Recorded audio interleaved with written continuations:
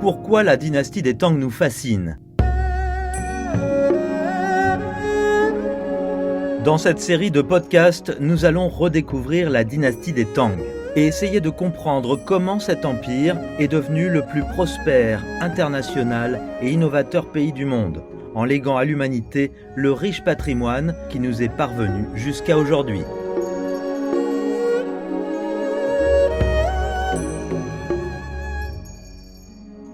Épisode 13, la musique Tang en mouvement.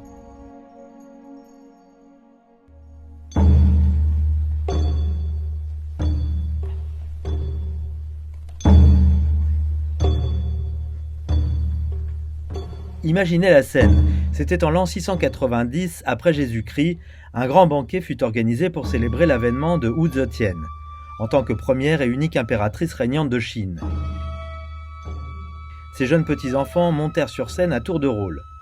Portant un masque et brandissant une arme à la main, Li Fan, 5 ans, exécuta une danse appelée le roi Lanling. Le roi Lanling était un personnage légendaire, un héros ayant connu une fin tragique. Il était si beau qu'il devait porter un masque pour cacher son visage. Sinon, ses ennemis étaient charmés et ne le prenaient pas au sérieux. Mais son masque l'a rendu courageux et ses tactiques et compétences ont ensuite été commémorées par une danse. Li Fan fut suivi par une succession d'enfants dont le plus jeune n'eut que 4 ans, dansant avec enthousiasme avec leur grand-mère au milieu d'un cadre grandiose. Comment savons-nous tout cela ? Eh bien, les détails de cet événement sont gravés sur une pierre tombale de la princesse Li Hua. Ces inscriptions font savoir aux générations futures qu'il y avait un peu de bonheur au milieu de toutes les machinations à la cour de l'époque. Tout autour de ces enfants, les adultes complotaient, accusaient faussement, assassinaient et manœuvraient. Et pourtant, la musique continuait.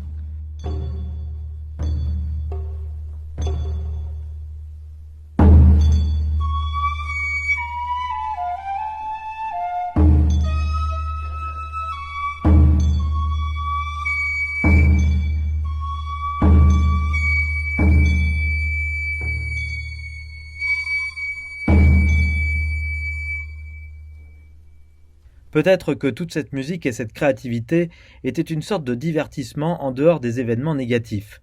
Il y a un dicton occidental, « Mangeons et buvons, car demain nous mourrons ». Mais la musique de la période des Tang était loin d'être homogène. Ce que vous auriez entendu au début de la dynastie aurait été bien différent de ce qui était joué à la fin. Les graines du changement ont été semées très tôt par l'empereur Taizong. Il réfléchissait souvent au rôle que la musique jouait dans la vie publique et à l'idée soutenue par certains selon laquelle la musique pouvait même faire tomber les dynasties par sa mélancolie. Selon l'empereur Taizong, il ne fallait pas blâmer la musique. L'appréciation de la musique a beaucoup à voir avec les émotions de l'auditeur.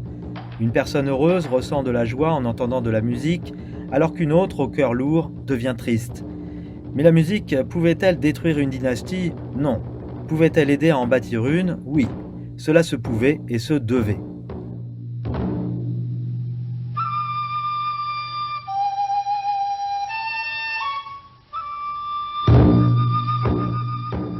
Ces opinions ont été reprises par l'empereur Xuanzong, Li Longdi, qui était également un passionné de musique. Il aimait jouer de toutes sortes d'instruments, en particulier le diegu, une sorte de tambour. On dit qu'il a rempli une armoire entière de baguettes qu'il avait brisées en jouant avec enthousiasme. On prétend aussi qu'il a même rêvé de musique. Un jour, un courtisan le remarqua en train de tapoter ses doigts sur son ventre et craignit que l'empereur ne se sente mal. Le souverain lui expliqua qu'il avait fait un rêve dans lequel il avait visité le palais céleste où les fées jouaient une belle musique. Quand il se réveilla, il craignit d'oublier l'air, alors il cacha sa flûte sous sa robe et s'entraîna à jouer les notes pour s'en souvenir. De l'avis de tous, il était un génie de la musique, au même titre que Mozart. Il pouvait composer à volonté. En tout, il a créé et réarrangé 14 pièces musicales. Gagner un enfant précieux aurait été composé pour sa concubine bien-aimée Yang Weifei. Cette dernière a sans doute beaucoup fait pour faire tomber la dynastie.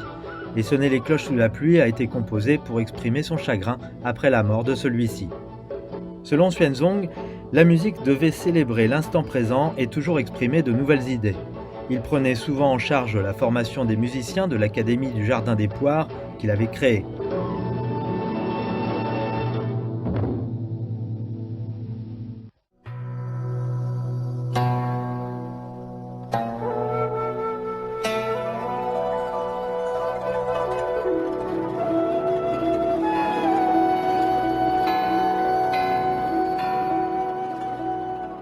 Et comme nous l'avons mentionné plus tôt, cet intérêt impérial pour la musique a très souvent défini la direction et le ton de la musique sous la dynastie des Tang et à travers les générations suivantes.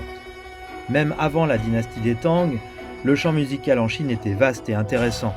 La cour employait des troupes spécialisées dans la musique locale et étrangère. La musique la plus importante était la Yanyue, qui était jouée pendant les banquets impériaux, et la plupart des œuvres étaient interprétées avec des instruments venant de l'Ouest. L'empereur Xuanzong a pris la décision radicale de diviser la troupe en deux.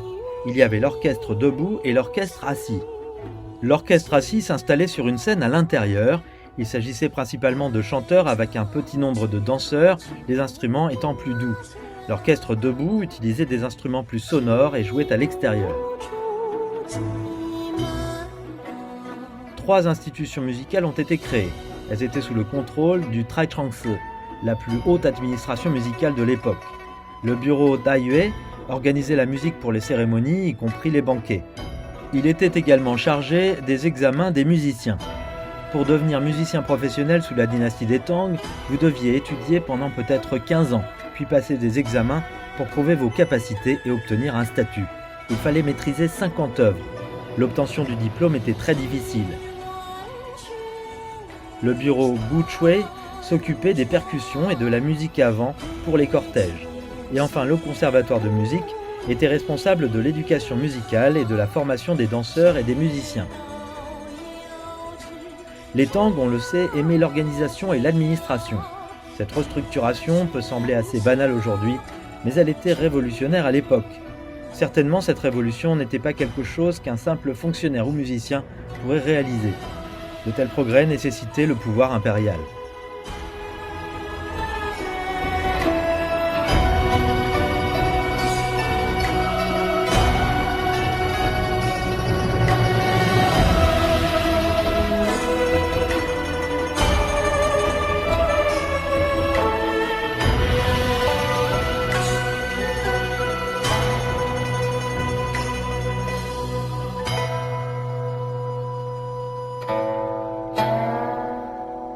Voici un bref aperçu du type d'instrument que vous pouviez trouver sous la dynastie des Tang.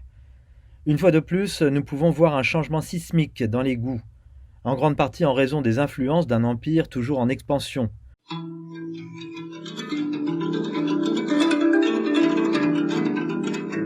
Le se, un instrument à cordes pincées, pouvant contenir jusqu'à 50 cordes, et le yu, un instrument à vent en bambou, commençait à tomber en disgrâce.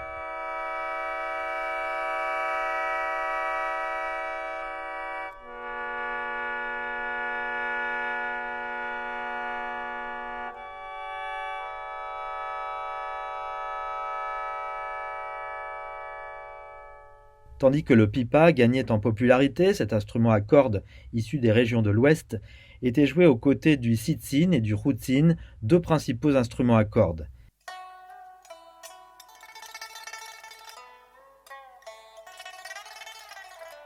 Le poète des Tang, Bai Zhui, était particulièrement fasciné par le pipa. Il a écrit « Les cordes épaisses tremblent comme des éclaboussures de pluie soudaines. Les cordes fines fredonnent comme des murmures amoureux. Le crépitement et le papotage et le crépitement, comme des perles grandes et petites qui tombent sur une plaque de jade. La douce mélodie rappelle les loriots chantant parmi les fleurs. La musique sanglote comme un ruisseau de montagne peinant à couler sous la glace. »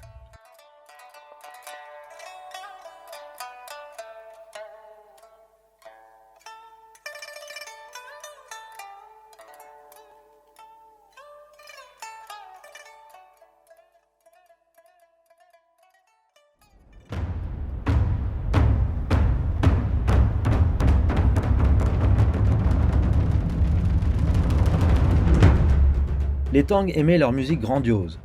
Dans la foulée, une chanson, une danse et un style instrumental sont devenus très populaires. Le dagu ou grande pièce, il était souvent composé d'une cinquantaine d'œuvres impliquant un grand nombre d'interprètes. La cour a également engagé une variété d'acrobates et de danseurs habiles dans le maniement des épées, des cordes et des perches, qui se produisaient devant le palais. Cela arrivait souvent avant, pendant et après un banquet, en guise de divertissement, sous forme de chants, danses, spectacles équestres, cirques avec rhinocéros et éléphants, ou peut-être de petits opéras comiques.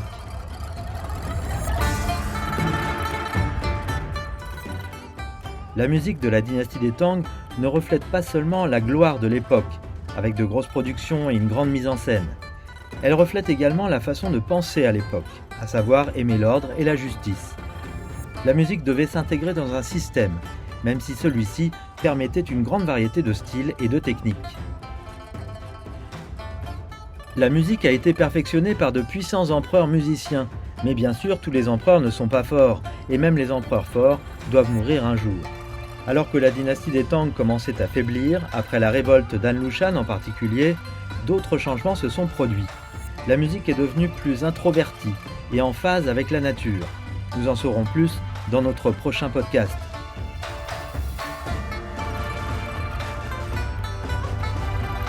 Remerciement spécial à San Lian Zhongdu pour nous avoir aidés à préparer les scripts.